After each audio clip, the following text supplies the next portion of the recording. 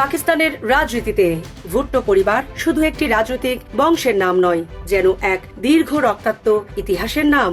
এই পরিবারের সবচেয়ে আলোচিত 4 সদস্য জুলফিকার আলী ভুট্টো, শাহনেওয়াজ ভুট্টো, মীর মুর্তজা ভুট্টো ও বেনজির ভুট্টো 4 জনই ভিন্ন ভিন্ন সময়ে অস্বাভাবিক, সহিংস অথবা রহস্যে ঘেরা মৃত্যুর শিকার হয়েছেন। কারো মৃত্যু হয়েছে রাষ্ট্রীয় বিচারের পর ফাঁসির মঞ্চে, কেউ বিদেশের মাটিতে রহস্যজনকভাবে মারা গেছেন, কেউ পুলিশের গুলিতে প্রাণ হারিয়েছেন, আবার কেউ রাজনৈতিক সমাবেশ থেকে ফেরার পথে আততায়ীর গুলির পর আত্মঘাতী বিস্ফোরণে নিহত হয়েছেন।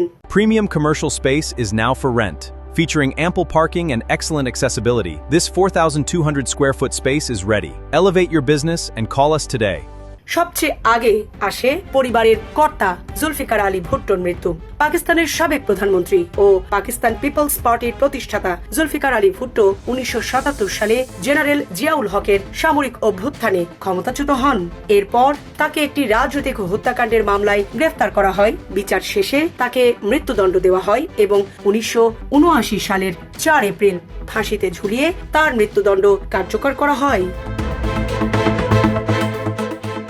বাবার মৃত্যুর মাত্র কয়েক বছর পর ভুট্টো পরিবারের সামনে আসে আরেক রহস্যময় মৃত্যু। জুলফিকার আলী ভুট্টোর ছোট ছেলে শাহনেওয়াজ ভুট্টো তখন বিদেশে অবস্থান করছিলেন। 1985 সালের 18 জুলাই ফ্রান্সের নিস শহরে মাত্র 26 বছর বয়সে তাকে মৃত অবস্থায় পাওয়া যায়। তার মৃত্যুর কারণ ও পরিস্থিতি নিয়ে শুরু থেকেই নানা প্রশ্ন ওঠে। ভুট্টো পরিবার বিশ্বাস করেছিল শাহনেওয়াজকে বিষ প্রয়োগে হত্যা করা হয়েছিল। তার স্ত্রী রেহানাকে ফ্রান্স পুলিশ আটকও করেছিল, তবে শেষ পর্যন্ত তার বিরুদ্ধে হত্যার অভিযোগে কোনো বিচার হয়নি এবং তিনি মুক্তি পান। পরিবারের পক্ষ থেকে হত্যার অভিযোগ থাকলেও হত্যার দায়ে কাউকে আদালতে দণ্ডিত করা হয়নি। এরপর আসে মীর মুর্তজা ভুট্টোর পালা। জুলফিকার আলী ভুট্টোর বড় ছেলে মুর্তজা বাবার মৃত্যুর পর পাকিস্তানের সামরিক শাসনের বিরুদ্ধে অবস্থান নেন। দীর্ঘ সময় বিদেশে নির্বাসিত জীবন কাটানোর পর তিনি পাকিস্তানে ফিরে রাজনীতিতে সক্রিয় হন, কিন্তু তার রাজনৈতিক অবস্থান ছিল বোন বেনজির ভুট্টোর নেতৃত্বাধীন পাকিস্তান পিপলস পার্টির সঙ্গে সংঘাতপূর্ণ। 1996 সালের 20 সেপ্টেম্বর করাচির ক্লিফটনে নিজের বাড়ির কাছেই পুলিশের গুলিতে নিহত হন মুর্তজা ভুট্টো। তার সঙ্গে থাকা আরো 7 জন নিরাপত্তা কর্মীও নিহত হন। পুলিশের দাবি ছিল মুর্তজার নিরাপত্তা রক্ষীদের গ্রেফতারের চেষ্টা থেকেই সংঘর্ষ শুরু হয়। একটি তদন্তে বলা হয় ওই ঘটনায় সরকারি অস্ত্র থেকে 75টি গুলি ছোড়া হয়েছিল। শেষ পর্যন্ত হত্যার রহস্যের কোনো সন্তোষজনক সমাধান হয়নি। মামলার আসামিরা খালাস পেয়ে যান এবং নতুন করে তদন্তও হয়নি। মুর্তজার মৃত্যুর সবচেয়ে রাজনৈতিক দিক ছিল তার বোন বেনজির তখন পাকিস্তানের প্রধানমন্ত্রী, অর্থাৎ দেশের প্রধানমন্ত্রী থাকা অবস্থায় বেনজিরের নিজের ভাই পুলিশের গুলিতে নিহত হন।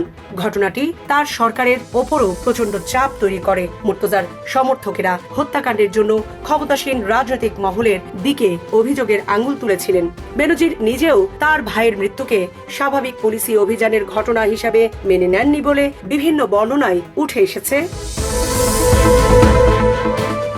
মুর্তজার মৃত্যুর মাত্র কয়েকদিন পর ঘটনাটি আরো রহস্যময় হয়ে ওঠে। তাকে গুলি করার অভিযানে নেতৃত্ব দেওয়া পুলিশ কর্মকর্তা হক নওয়াজ সিয়ালকে তার নিজের বাড়িতে গুলি করে হত্যা করা হয়। তিনি ছিলেন মুর্তজা হত্যাকাণ্ডের অন্যতম গুরুত্বপূর্ণ পুলিশ কর্মকর্তা। ফলে মুর্তজার মৃত্যু ঘিরে ষড়যন্ত্রের সন্দেহ আরো ঘনীভূত হয়।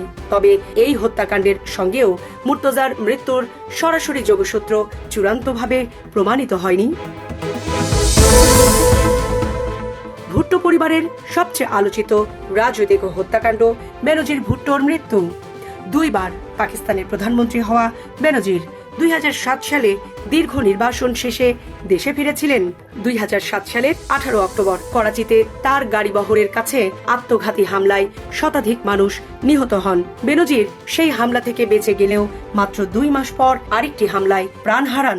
জীবন অবাক না করলে কে করবে? 28% মিল্ক ফ্যাটের অবাক করার সাথে ফ্রেশ মিল্ক পাউডার। জীবন অবাক করুক প্রতিদিন। 2007 সালের 27 ডিসেম্বর রাওয়ালপিন্ডির লিয়াকত ন্যাশনাল বাগে নির্বাচনী সমাবেশে বক্তব্য দেন বেনজির। সমাবেশ শেষে গাড়িতে ওঠার সময় তার দিকে গুলি চালানো হয়। এরপরই ঘটে আত্মঘাতী বিস্ফোরণ।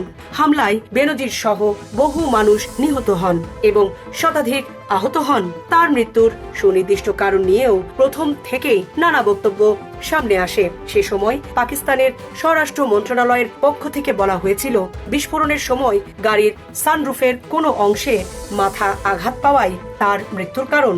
অন্যদিকে তার দলের পক্ষ থেকে গুলিবিদ্ধ হওয়ার কথা বলা হয়েছিল। 4টি মৃত্যুর দিকে একসঙ্গে তাকালে ভুট্টো পরিবারের ইতিহাস আরো ভয়ঙ্কর হয়ে ওঠে। কোনো মৃত্যুর রহস্য আজও উদ্ঘাটন হয়নি। সামরিনা প্রীতি, ঢাকা এক্সপ্রেস।